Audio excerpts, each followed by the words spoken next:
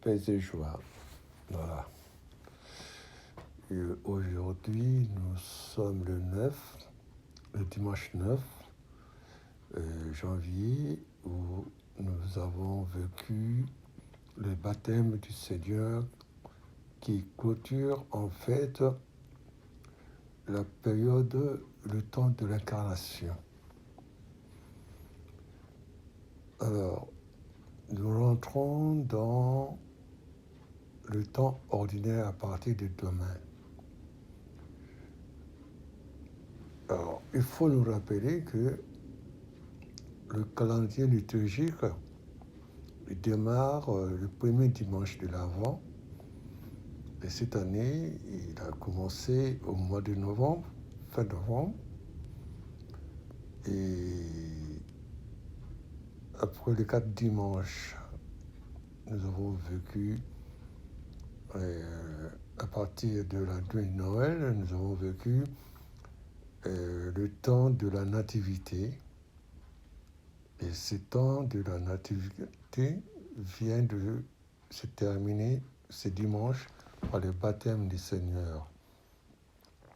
Alors, au niveau de la liturgie, ce qui nous est proposé, il faut dire que depuis Vatican II, il y a eu une réforme liturgique et les années au niveau des dimanches sont articulées en cycle de 3.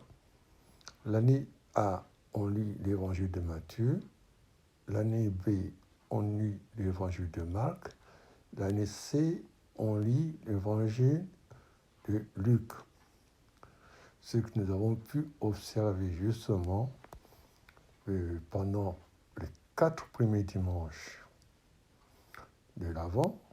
Cette année, par exemple, le premier dimanche, on avait lu Luc. Le deuxième dimanche, on avait lu Luc. Le troisième dimanche, on avait lu Luc. Et le quatrième dimanche, on avait lu Luc. Ce sera pareil ici dans l'année A.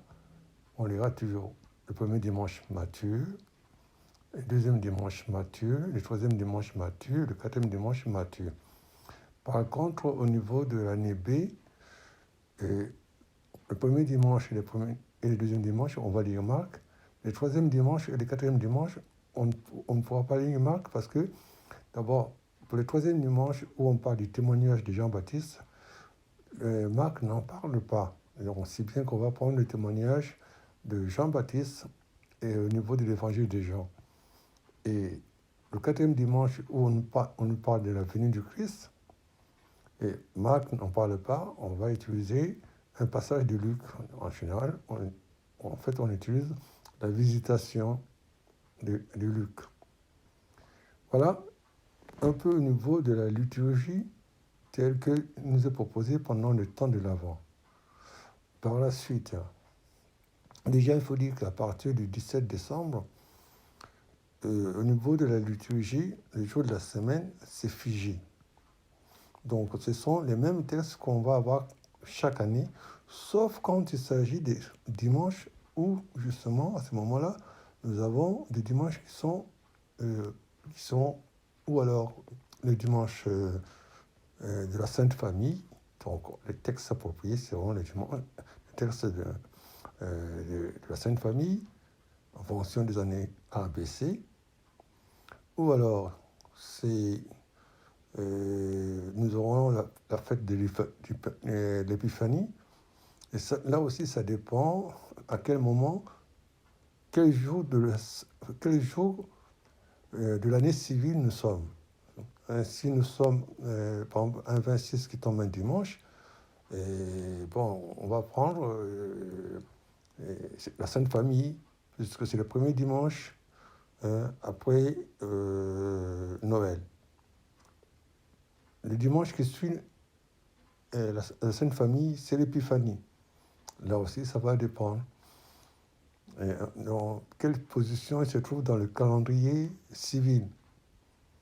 Donc, s'il se trouve vers le 8, donc on aura les textes avant l'Épiphanie.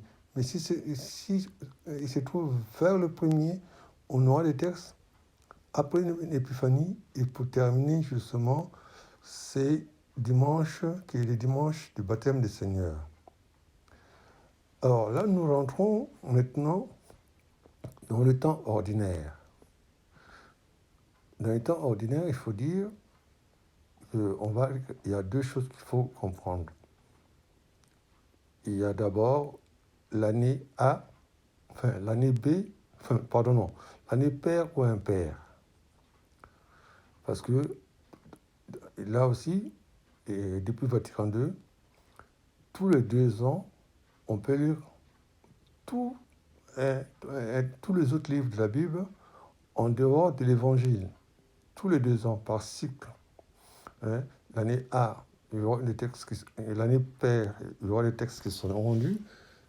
Et l'année B, l'année impaire, il y aura d'autres textes qui seront lus. Tous les 2 ans, ce sont les mêmes textes qui vont revenir.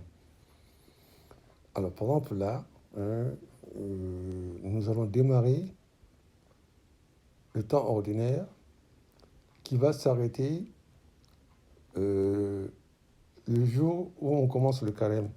Alors, il faut dire que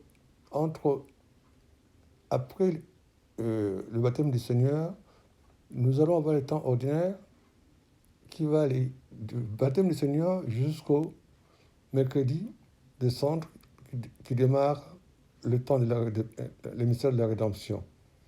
Mais ces temps varient en fonction des années.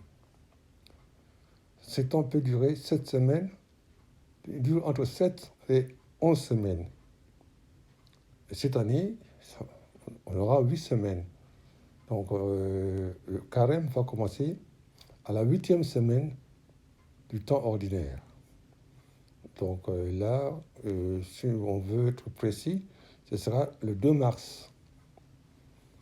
Ce sera le 2 mars. Et puis, après le 2 mars, nous rentrons dans le mystère de la rédemption qui commence par le temps de carême. Et 46 jours après, nous avons Pâques, qui sera le 17 avril, je crois. Et après, nous aurons 50 jours après, nous avons la Pentecôte qui clôture le mystère de la rédemption. Le mystère de la rédemption comprend 2 parties. Le temps de carême qui va s'arrêter. Là, ça va commencer le 2. Et ça va s'arrêter. Le 2 mars, ça va s'arrêter à la veillée pascale du 16. Et on va rentrer dans le temps pascal qui va se terminer 50 jours après le jour de la Pentecôte, qui est en fait le 5 juin. Alors, du point de vue de la liturgie, chaque année, dans le temps ordinaire, de la première semaine à la 10e semaine, dans les jours de la semaine, nous lisons Marc. De la 11e semaine à la 22e semaine, dans le jour de la semaine, nous lisons Matthieu. De la 23e semaine jusqu'à la fin de la ligne liturgique, nous lisons Luc. Ça, c'est ce qui concerne le jour de la semaine. Mais dans le dimanche, nous allons lire, selon l'année, l'évangéliste. Cette année, nous avons l'année C. Tous les dimanches, dans les évangiles, nous allons lire Luc. Nous sommes dans l'année C. Donc, là, je parle du temps ordinaire. Et nous verrons que pendant la période de la rédemption, nous allons lire l'évangile de Jean. Donc, chaque année, si vous voulez, nous lisons les 4 évangélistes. C'est normal, de toute façon, l'évangile, c'est la vie de Jésus. C'est l'aide de Jésus. Si nous sommes chrétiens, nous avons pour maître Jésus, nous avons avoir notre regard tourné vers Jésus. Alors, en ce qui concerne, pendant ces temps ordinaires qui précèdent le temps de la rédemption, nous aurons à lire la première semaine nous lisons le premier livre de Samuel. La deuxième semaine, jusqu'à vendredi, c'est toujours le premier livre de Samuel. Et le samedi, nous commençons le deuxième livre de Samuel. Et la semaine 3, toujours le deuxième livre de Samuel. Et dans la semaine 4, le lundi à mercredi, nous avons toujours le deuxième livre de Samuel. Par la suite, le jeudi, nous démarrons le premier livre de Roi, le chapitre 1er. Là, bon, il y a un petit problème, quoique, oui, parce que le vendredi, nous aurons un passage de Siracide, et par la suite, nous allons aller jusqu'à la 5e semaine. Nous allons lire le premier livre de Samuel, toujours dans le jour de la semaine, du lundi à samedi. Et après cela, la semaine 6 et la semaine 7, nous allons lire l'épître de Jacques.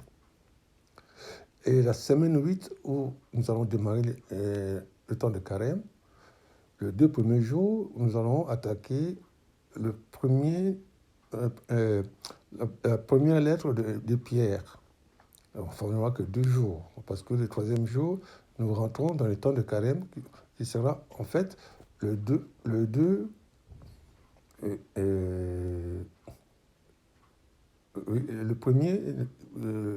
mars, le 2 mars, qui est en fait l'entrée en carême. Voilà un peu par rapport à la liturgie. Bon, nous allons y revenir. Voilà, donc si vous voulez continuer à connaître la Bible, la parole de Dieu, à méditer, donc nous allons faire ces petits pas à pas. Et chaque jour, aller en eau profonde. Que le Seigneur vous bénisse. Amen. Alléluia.